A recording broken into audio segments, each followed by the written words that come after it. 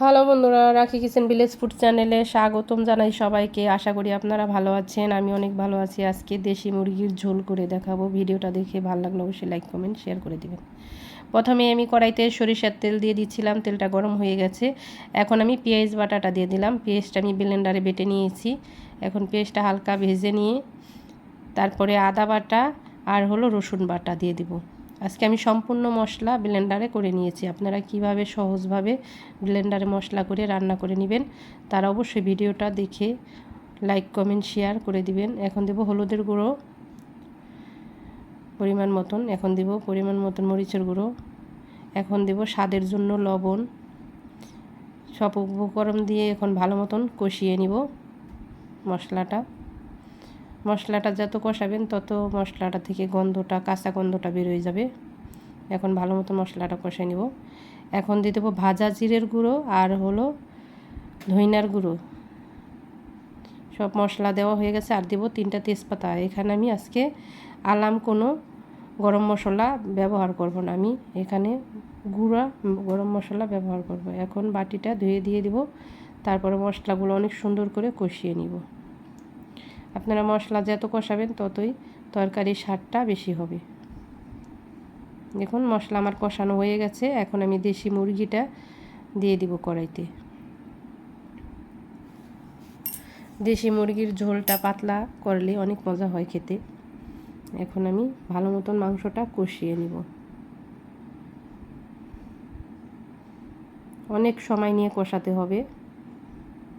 আর অবশ্যই যারা চ্যানেলটা সাবস্ক্রাইব করেন নাই অবশ্যই চ্যানেলটা সাবস্ক্রাইব করে দিবেন আমার পাশে থাকার জন্য।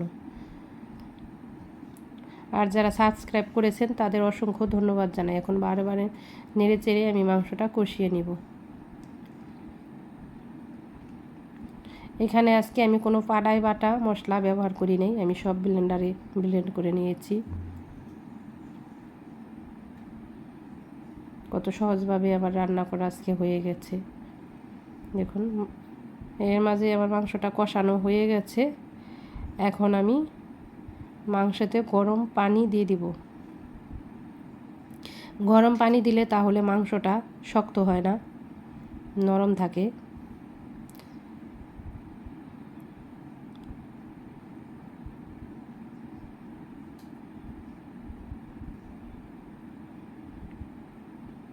গরম পানি এড করে দিলাম ঝোলের জন্য।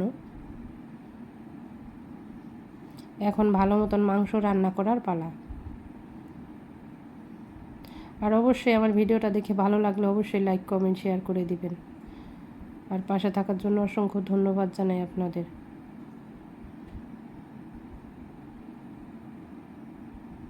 দেখুন এর মাঝে আমার মাংস রান্না করা হয়ে গেছে। এখন আমি গরম মশলার গুঁড়ো দিয়ে নামিয়ে নিব। উপর দিয়ে এখন গরম মশলার গুঁড়ো দিয়ে দিব, দিয়ে নামিয়ে নিব। আপনারা চাইলে ভাজা জিরার গুঁড়ো দিতে পারেন যারা গরম মশলা পছন্দ করেন না। আমার গরম মশলা গুঁড়োটা সবচেয়ে বেশি ভালো লাগে। আস্তা দিলে কামড় লাগলে ভালো লাগে না খেতে, তাই আস্তাটা দিলাম না, গুঁড়োটাই দিলাম। অবশ্যই ভিডিও দেখে ভালো লাগলে অবশ্যই কমেন্ট করে জানাবেন। আর ভিডিওটা দেখার জন্য অসংখ্য ধন্যবাদ জানাই। যারা আমার পাশে আছেন তাদের অসংখ্য ধন্যবাদ। অবশ্যই আমার ভিডিওটা লাইক কমেন্ট শেয়ার করে দিবেন। ধন্যবাদ, সবাই ভালো থাকবেন।